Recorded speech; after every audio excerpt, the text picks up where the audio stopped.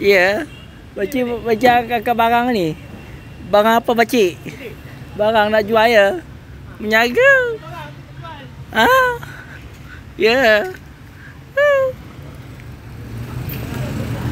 Ya pakcik.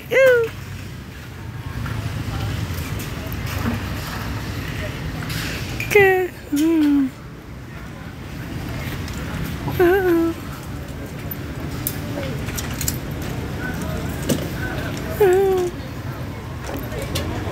Oh pakcik, pakcik buat apa pakcik? Apa?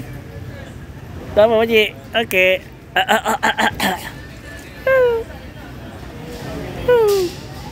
Okey. Tak apa.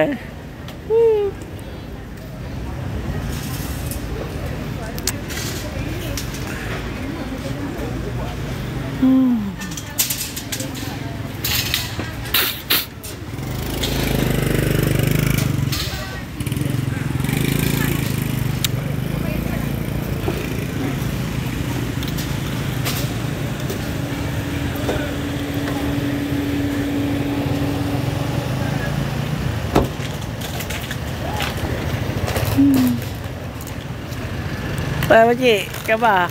Abang. Abang. Ah? Tuan-tuan Mahdi tak ada. Ya, habis solat Jumaat dekat Masjid Negara.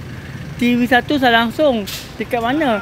TV1 saya langsung dekat Masjid Tuanku Zainal Abidin Putrajaya.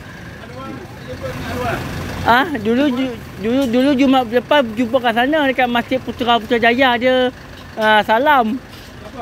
Dato' Sri Anwar Ibrahim. Dia ada hari Jumaat lepas Masjid Putrajaya. Hari ni TV1 saya langsung dekat Masjid Tuanku Zainal Abidin Putrajaya. Masjid Negara Kuala Lumpur tak ada.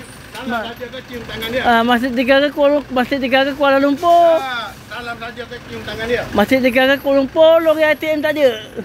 Ya, yelah. Aku pergi salam tadi. Salam saja ke cium tangan dia. Oh, ada air lagi air? Ada. Ada awak nak minum air pun. Well, air jagung ke? Ya. Oh, air pun ni Milo ni. Mangga, nak mangga. Oh, apa? Anak. Awak tak buat live